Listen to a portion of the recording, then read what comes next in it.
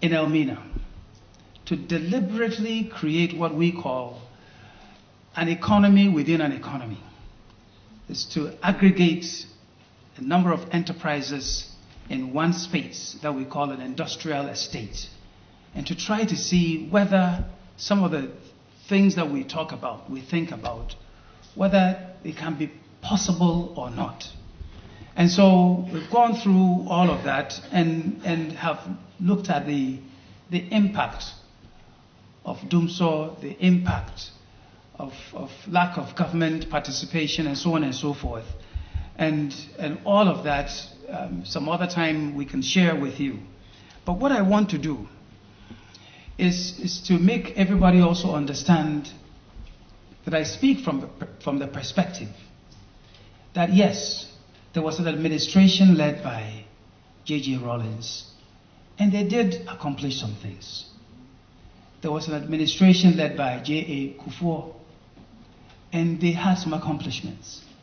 There was also an administration led by our late President Atta Mills. He has some accomplishments. And then we do have a president called John Dramani Mahama, and he has also made some accomplishments, acknowledged. But the fact of the matter is, with all of the best efforts of all of those presidents, we are where we are. We are where we are, highly taxed as employers. Difficulties in doing our business in this country. Difficulties in getting high quality people to join us as employees. And with so many other difficulties, which means that perhaps there are certain things that we have not done, which if we don't take care of, will continue to rise and fall, just as sometimes we get single-digit inflation and then it goes the other way. Just as currency gets strengthened, it goes the other way. Such as all sorts of other things happen and then we come backwards. So what I want to talk about is a few things, just very quickly, that we believe if we do not take care of, being an employer in Ghana will not be something desirable, something worth doing, and something as profitable as we all want it to be. And so there are certain fundamentals that we believe must be taken care of. And I'll just go through them very quickly, one by one. One of the very first things that we need to do is to ensure that we have and work with a spirit of inclusiveness. Inclusiveness so that we bring the best we have in Ghana to be in government. So that regardless of where you come from in the country, of what religion, and even what political party you've been a member of, that if we have something to be done in this country and you offer the best qualification and experience, and you can get that job done and get it done for us now, that it's you that we put in place. For us, that's important in this country. Otherwise, we'll continue to bring people from here and there for political expediency or whatever other reason, and the results would not be some of the best that we've been looking for. That's one thing. But then we do have a constitution that drags us back, because that constitution was crafted for one person and one person only, J.J. Rawlings. And because of that constitution, we do have what we consider to be democratic dictatorship. And so there are many things that need to be removed from that constitution so that the creative juices of the nation, they can be unleashed and other things can happen. And what are some of those things? Well, number one, we have to make sure that we empower the people at the district, municipal, and metropolitan level to elect their own chief executives. And I want you to think through, you all travel, the cities in the world that are well performing, that are clean, that encourage enterprise. They are the cities that elect their own mayors. And it doesn't matter, it's not just people outside of Africa. You go to South Africa, the Johannesburg people, they elect their own mayor. Cape Town elects its own mayor. Dakar does. So does Abidjan. And you know about London, New York, and so on and so forth. And I'll tell you, as I said, I'm an employer in Elmina. But none of the chief executives that have been there, none of them, not even under the administration of President Kufuor, had found it necessary to come and sit down with me as the most significant employer in Commander Edna Eguafo Abrim to come and talk to me about what is it that I'm doing. They are not interested. Not interested. If we had elected chief executives, they would be interested in what I, as an employer, does in that metropolitan area. So that's a big change that we must make. Another big change that we must make is that truly we need to make Parliament an independent organization so that we can have proper checks and balances. Today, you are a minister, you can also be an MP. So the ministers go to cabinet, they come up with a bill, then they descend upon Parliament, and then sit together and argue with them to make a decision. And so if you think through, many of what some of you might consider to be the bad decisions made by Parliament, they are usually all passed during the last minutes of Parliament. And you have all of government descending upon Parliament, and that's when those decisions are made. And they affect you, they affect me, including those decisions that bring high taxes and all sorts of other things that we as employers, we complain about. That separation, it must happen. And then I want to move on to public sector reform. You see, much as we don't like big government, we also need efficient government. Efficient administration is what we all need. But if we don't reform the public sector, it is not going to happen.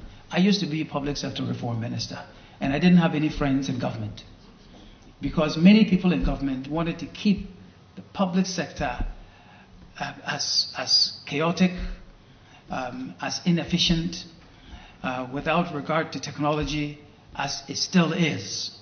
And there is no reason, absolutely none, why our public sector should remain the way that it is, because it affects me, it affects you.